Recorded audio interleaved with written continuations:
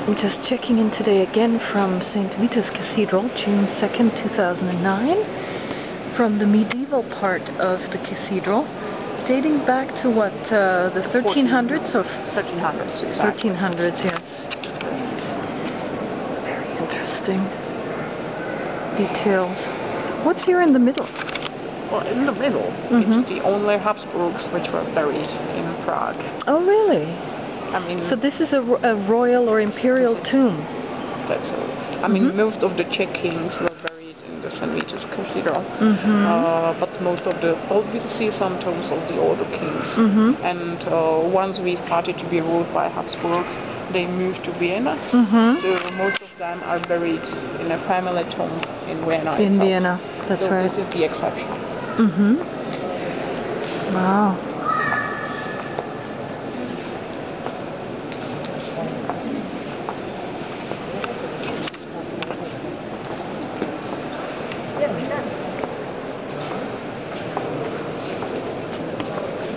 Yeah, you can tell that this is much older art on the walls here. Yeah, but it's not that.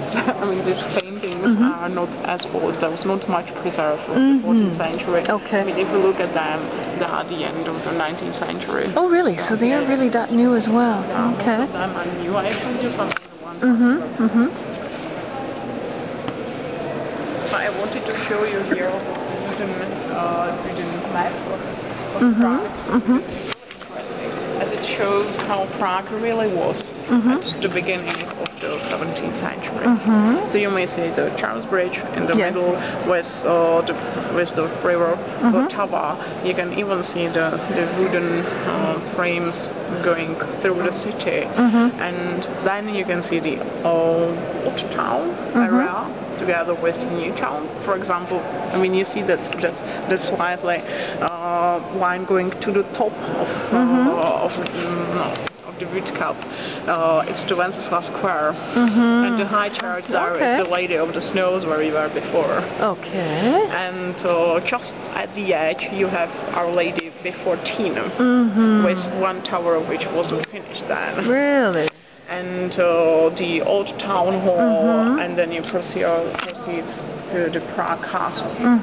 Prague so you Castle may really see how Prague was in 1630, I think it says here. I mean, actually, this shows the escape of the so-called Winter King who ruled in Prague during the battle on White Mountain, and afterwards, when Prague was taken by Catholics, he escaped. So you see the escape actually there.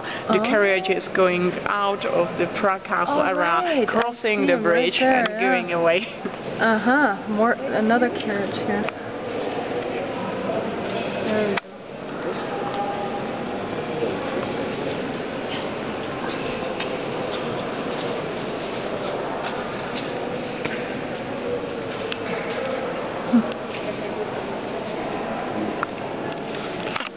It's amazing actually that you have access to all these areas behind the altar.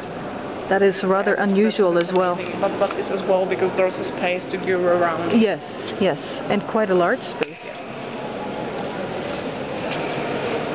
Somebody is buried here.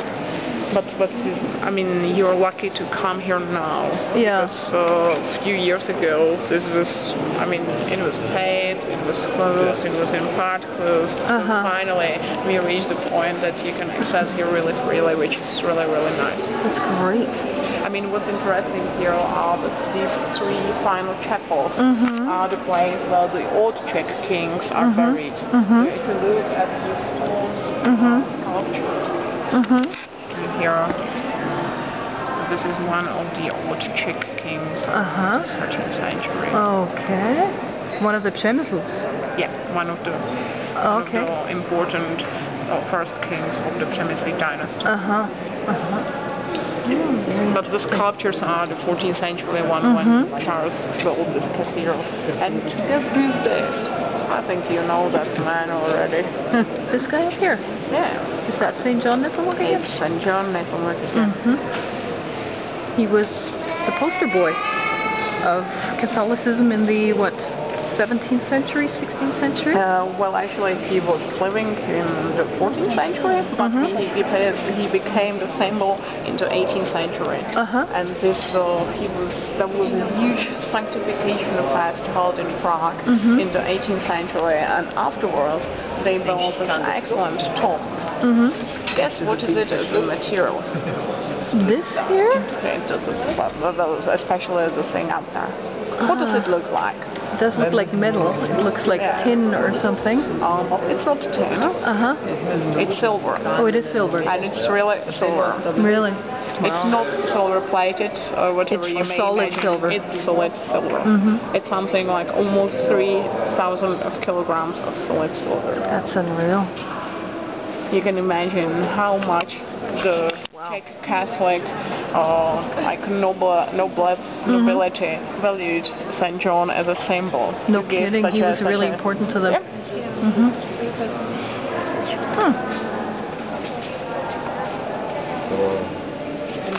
If you look up here, you have here some old wall paintings coming from the 14th century. That's right. Okay.